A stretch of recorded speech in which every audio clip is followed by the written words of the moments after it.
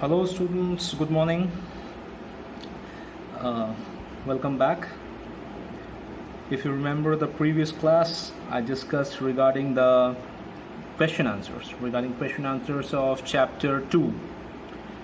The three exercises were there, if I'm not wrong, and probably all the questions were discussed, and probably you have been given, or you have got a file where some of the solved questions have been done, and it has been provided to you. So I've provided you some solved questions, which I thought that you may not be. It's not that you'll not be able to answer it, but to let you know that how to answer in a more precise way.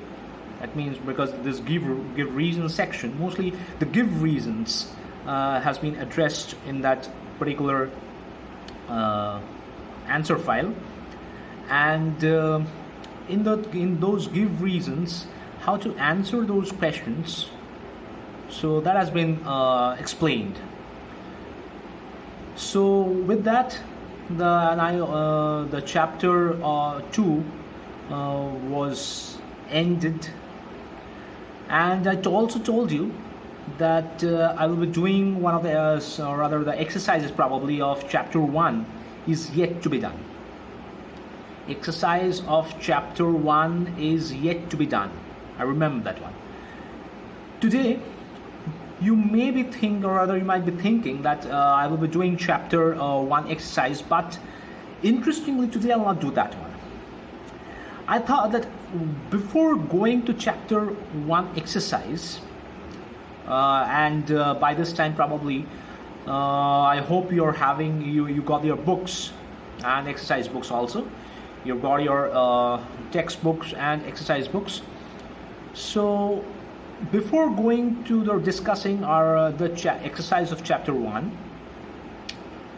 I thought let's do a quick journey of this chapter 1, which is the language of chemistry, and chemical and changes and reactions, which is chapter 2. That one, let's do a quick revision. Now this quick revision will be I thought that let's do it in a more interesting way, so that we will be discussing about formulas. We will be discussing about the valencies, the number of the atoms present in a particular compound, the different reactions which are very important. So all these things, very quite important parts of a particular from chapter 1 and chapter 2 I picked up, and those two sections I particularly thought of addressing. Those two sections I thought of, let's do once again, let's go through that one, because I have seen that students facing a lot of problems in those particular areas. Okay, so let's begin. The first I will start with chemical names and common names. If you open your book, the second page, a list of compounds given, probably around 100 if I'm not wrong, and the chemical formulas, the chemical name and the common name. So compound, it's common is having two sorts of name, or two different types of names. One is called the common name, and another one is called the chemical name. Now the chemical name is basically it's something like you are having a nickname and an official name. That means when you are at home, around the entire, throughout in your locality, your friends, they call you by a particular name. That's a common name. That's a nickname. And officially, in school, in offices, and any other sectors, officially, you are being addressed by a separate name.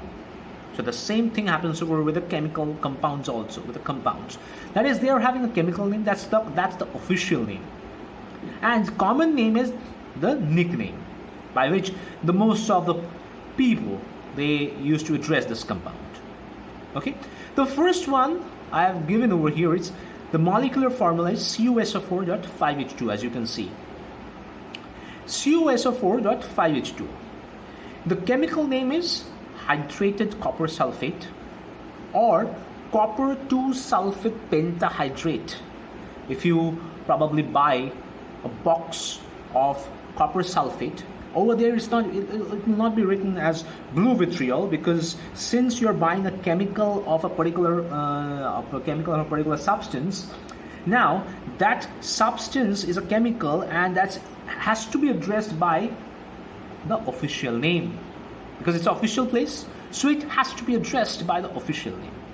Okay, so hydrated copper sulfate is also correct, or copper sulfate pentahydrate, copper 2 sulfate, because why that mentioned in 2? There's in bracket you can see that Roman 2 is mentioned. The 2 is basically the valency of copper. If you remember that copper exhibits variable valency. It shows valency 1, which is called the cuprous, and it exhibits valency 2, which is called as cupric. So cuprous and cupric. So this is copper 2 sulfate pentahydrate. That means cupric sulfate. This is hydrated copper sulfate. It's better to write hydrated cupric sulfate or copper 2 sulfate pentahydrate. Why this pentahydrate is mentioned? Because the common name, if you see, it's called the blue vitriol. And if you see, the picture is also given. The crystal, the copper sulfate crystal picture is also given. You can see a brilliant, beautiful blue color is there, right? A beautiful blue color it's having copper sulfate, hydrated copper sulfate rather. But there's another picture given that's color of copper without water. That means it signifies what's the color of copper sulfate. It's without that 5H2O. If that 5 molecules of water is being removed from there, then what will happen? The color of blue vitriol will be changed to white. So copper sulfate, when water molecules are present, it shows blue color.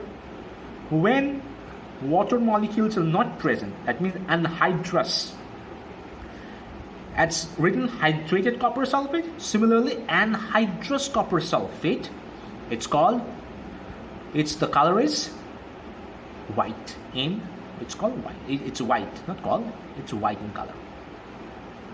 Clear? Okay. Moving on to the next, another example, another one, substance. Zinc sulfate, as you can see, ZnSO4.7H2O.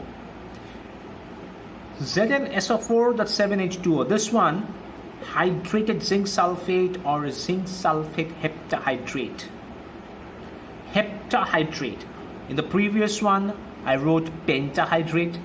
Over here, I'm writing heptahydrate. These are the basically what should I say? The numerals of the Latin, the Greek numerals by which it's called that mono, di. Mono means 1, di means 2, tri 3, tetra 4, penta 5, hexa 6, hepta 7, octa 8, nona 9, and deca 10. Of course, deca is 10. So by that we are mentioning zinc sulfate. So symbolically what we are written, ZnSO4. So Zn stands for zinc, SO4 stands for sulfate. Dot 7H2O, that means additional to that zinc sulfate, ZnSO4, 7 molecules of water. It's not, if I do not write that 7, that will signify 1. And if I am writing 7, so 1 instead of 1, 7, so that means 7 molecules of water is present. So hydrated zinc sulfate or zinc sulfate heptahydrate. Hepta means 7 and hydrate means water. That's a way of writing. hydro. Hydro means water. From that word, heptahydrate. What's the common name? White vitriol. Common name is white vitriol. If you just notice, for example, if you notice there are two pictures given. When that 7H2O is there, with zinc sulfate, you see, it's basically crystals. So ZnSO4, that 7H2O, it's hydrated zinc sulfate. It's basically crystalline. But when water is getting removed, no water is present, then it's becoming anhydrous and it's not crystalline anymore. Can you see? It's more of a powdery structure, substance.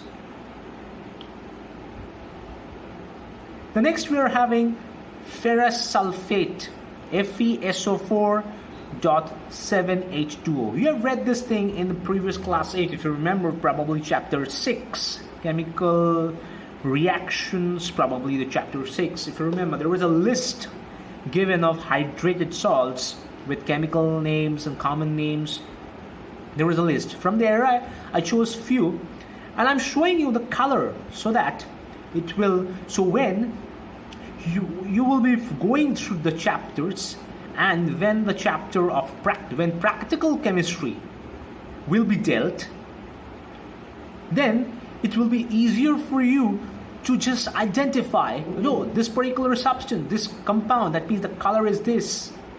And by the color also, you will be able to identify this particular color. It looks like this. So maybe there is a possibility that this particular substance it can be ferrous or chromium substance, because chromium compounds are also green, nickel compounds are green. So out of so many compounds and so many elements, you will be able to filter out many substances when a particular color is given.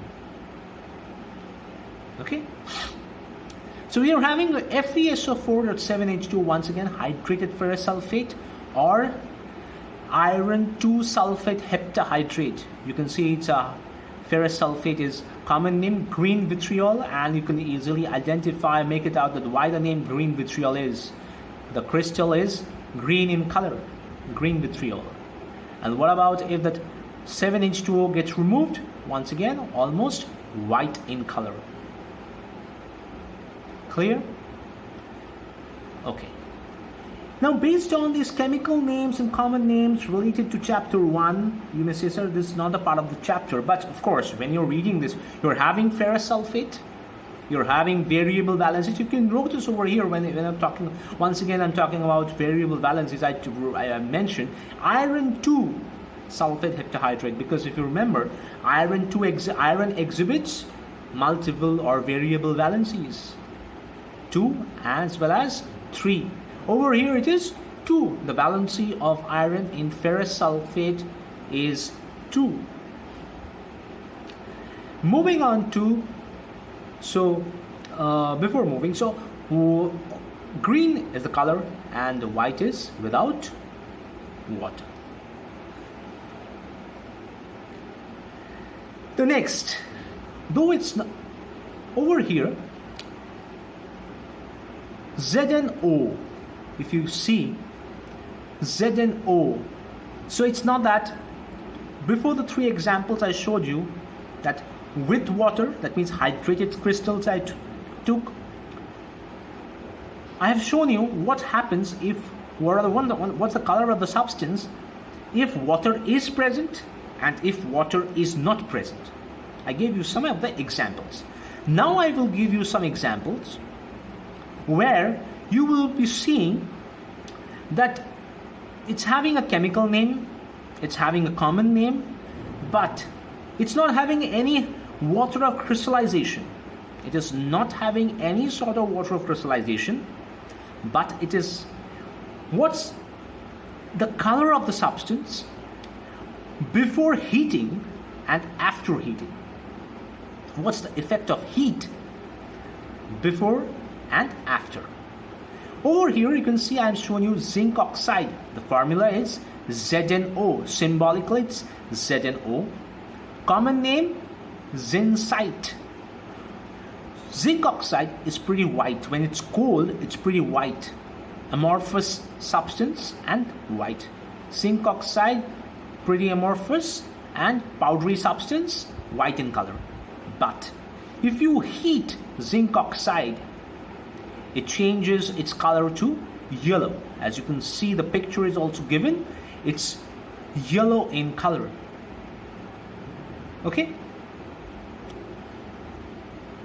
So there is a statement, you may also encounter these sort of, you have to remember this because many a times you may encounter questions where you will be asked, there is a sample or a white substance is being left at the residue which is hot, but after a certain point of time and it's cool, it becomes white. So zinc oxide is the only substance which shows this property, that's yellow when hot and white when cold. This color change. It's yellow when hot and white when cold. Moving on to another example. What is this? Pb3O4. The chemical name is lead 2,4 oxide. What's the common name? Red lead. And how it looks like red lead, like this. It's also known as the sindoor. Red lead is also called as a sindoor because in, what should I say, in most of the Indian women, apart from Bengali women, in Maharashtra or in Gujarat, Rajasthan, and most of the non-Bengali women, they use this red lead as a material of sindoor. So whatever the sindoor they use, so the primary composition or the primary constituent is red lead over there. Now, you can see it's an interesting thing written, lead 2,4 oxide. So what's this? 2 valencies, same compound. I'll say yes. If you see Pb3O4, 3 lead atoms and 4 oxygen atoms. 3 lead atoms and 4 oxygen atoms. If you go through most of the compounds, if you go through previously till now, you will see the previous one, just now, zinc oxide. Oxygen is having valency 2. Zinc is also having valency 2. Cross multiplication, same valency, cross multiplies, and we know that when 2 substances are having same valency, that means the cations and the anions are having the same valency. We do not write the valency separately within the molecular formula, right? If you go back, if you remember, for example, let's consider, I showed you, that is, or the same thing, ferrous sulfate. Over there also ferrous sulfate. Fe and sulfate is having valency 2. Ferrous is also having valency 2. So same thing, same valencies cancels out each other, and thus we write FeSO4. But what about here? What about here? We are writing Pb3O4, and in brackets chemical name lead 2,4. That means lead is having both the valencies. Lead normally exhibit Pb2 is plumbous and Pb4 is plumbic, if you remember. Plumbous and plumbic. Now, this plumbous and plumbic both are present. This compound, both are present.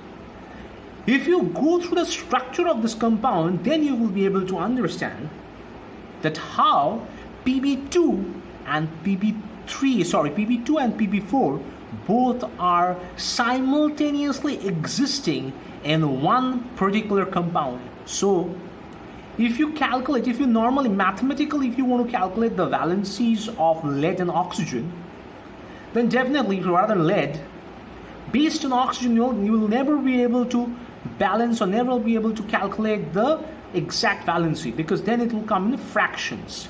Fractional valencies it will come.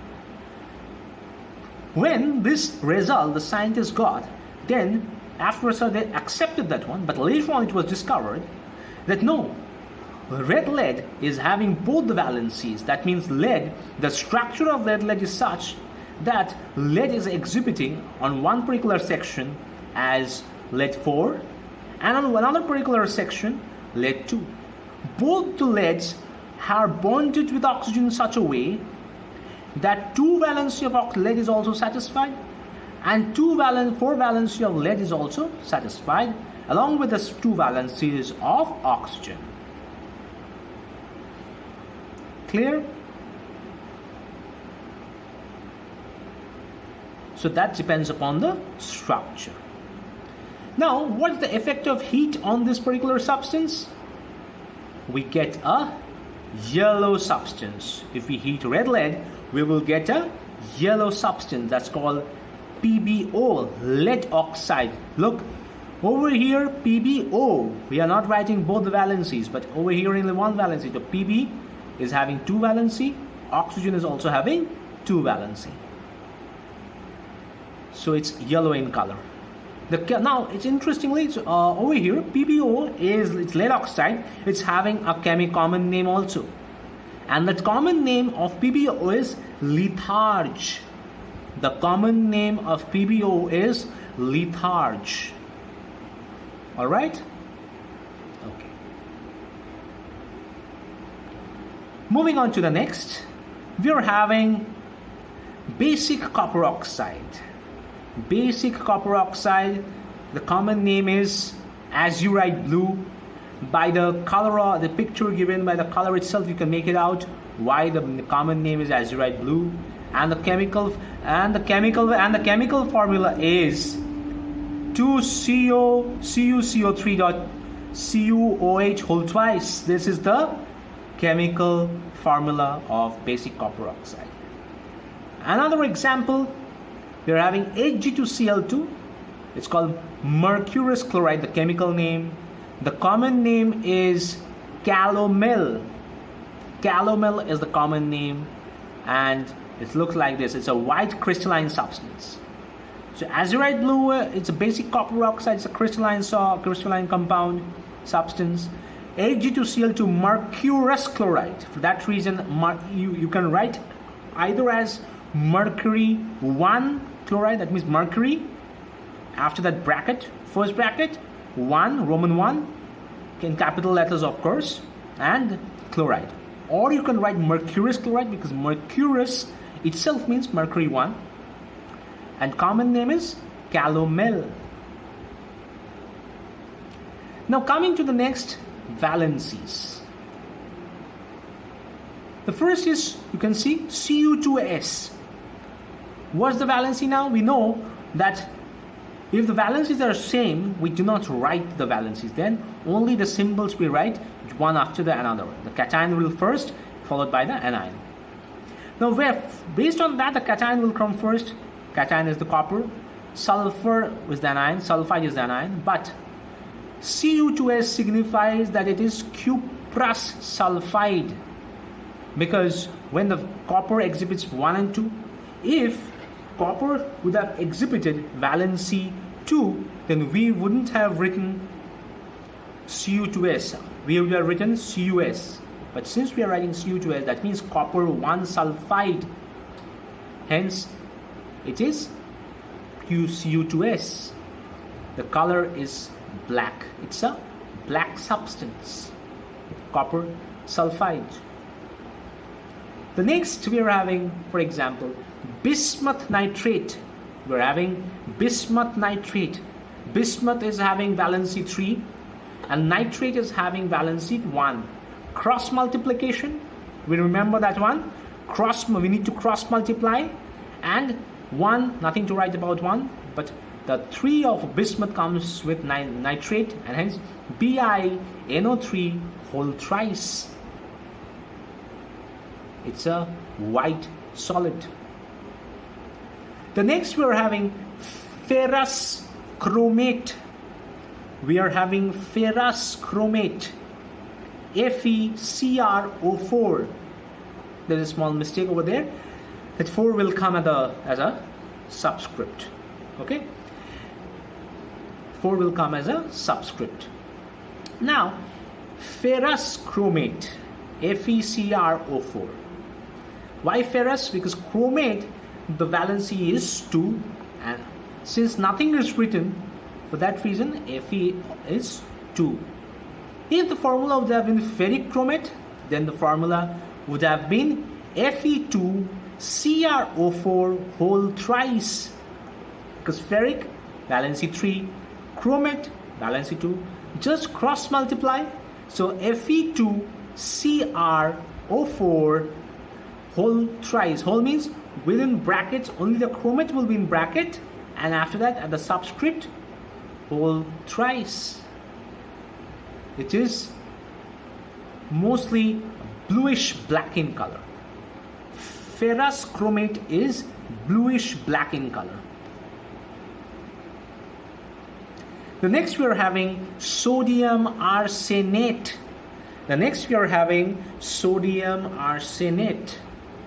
Arsenate valency 3, sodium valency 1. Cross multiply, we get Na3AsO4. It's a white salt. Now remember one thing, most of the sodium, potassium, ammonium salts are white in color. Most of them. It's not that all sodium, potassium and ammonium salts are white in color. I said most of the sodium, potassium and ammonium salts are white in color. K2MnO4, potassium manganate. K2MnO4, potassium manganate. It is pretty black in color. What should I say? A purple black. A purple blue mixed black in color. K2Mn, this is only manganate. Manganate is having valency 2. Potassium valency 1. So K2 cross multiply K2MnO4. Parallelly, if you go with KMnO4, potassium permanganate, MnO4, valency 1, potassium, valency 1. So same valencies, we do not write anything, cross multiply, and after that we do not write anything. And then, so KMnO4, what's the color? It's purple. KMnO4 is purple in color.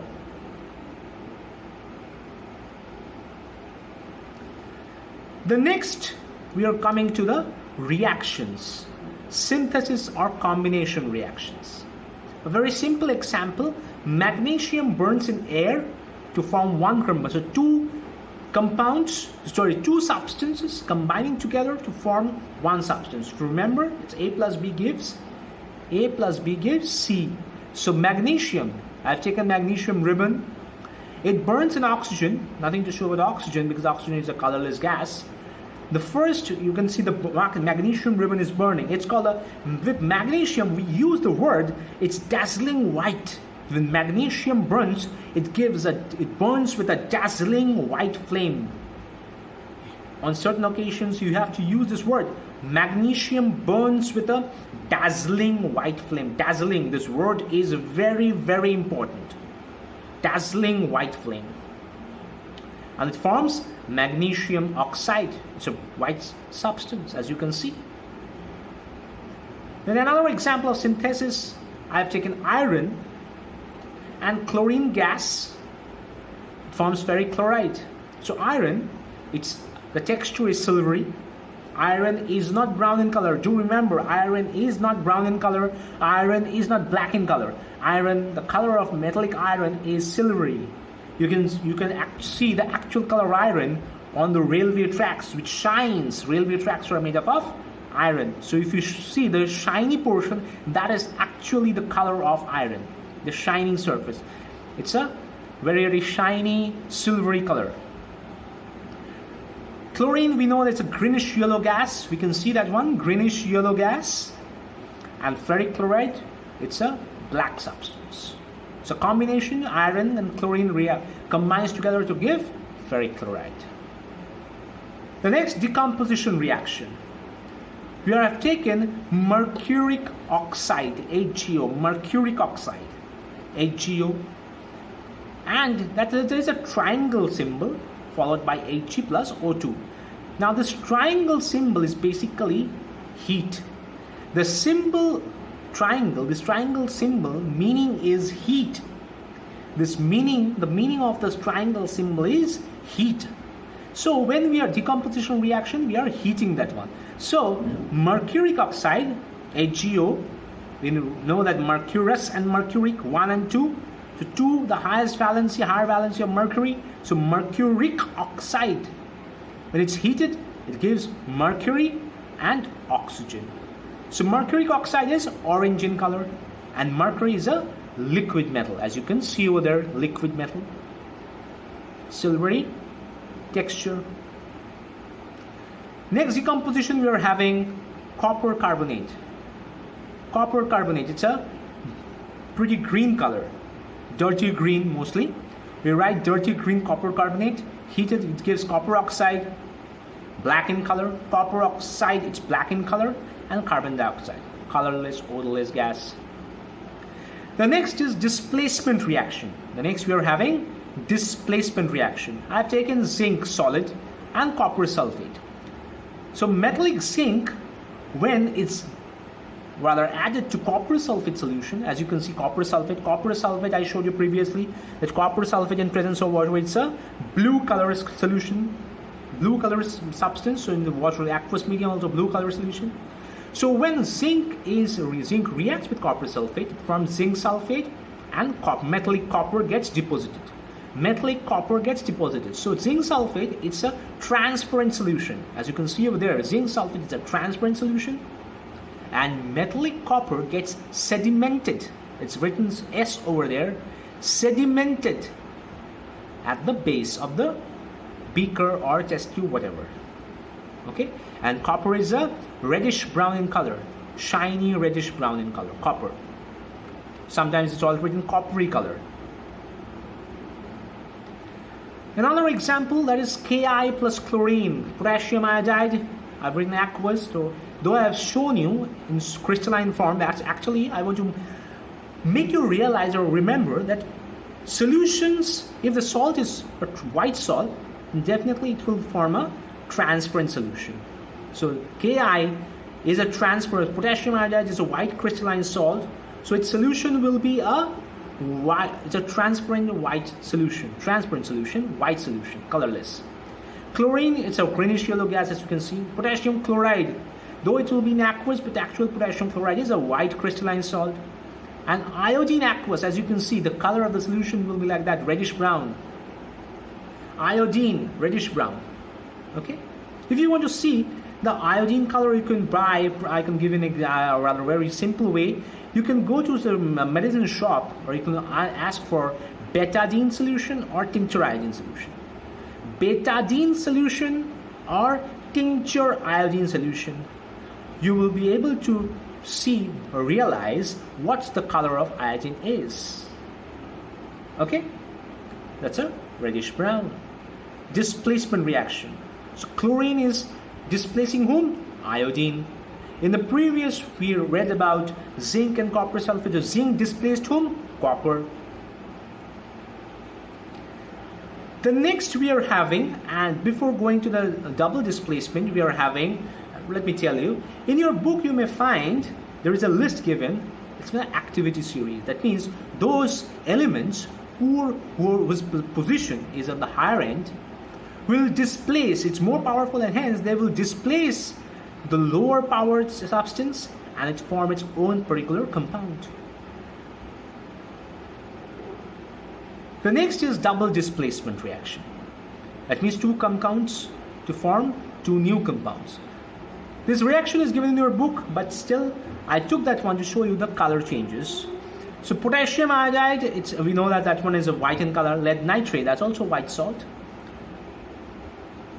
Though we will take aqueous solutions, that means both will be transparent solutions. Once these two solutions are mixed, potassium nitrate, it will be a transparent, but we will not be able to identify potassium nitrate, the transparent solution, because lead iodide, it precipitates out. As you can see, it's a beautiful yellow precipitate of lead iodide. Yellow precipitate of lead iodide. Okay, and it's called a brilliant yellow. Lead iodide, it forms a mustard yellow precipitate. Sorry, that's a mustard yellow, it's a canary yellow precipitate. Okay, you may write, so brilliant yellow color precipitate, it forms lead iodide. And if you remember, lead chloride, what's the color? Its color is white. Lead chloride, the color is white, but lead iodide color is yellow. Coming to the next, so lead iodide, we are having brilliant mustard yellow color.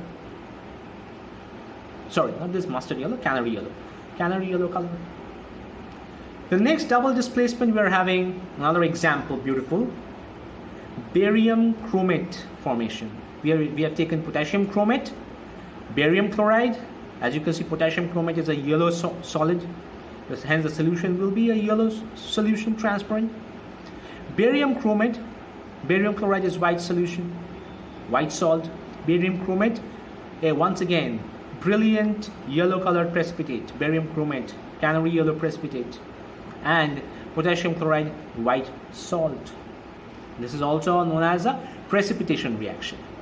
Now, under this double displacement, as you can see, two yellow precipitates you have seen. I want to show you another example where you will be seeing a beautiful color red precipitate. Beautiful red precipitate. Let's see. Check it out.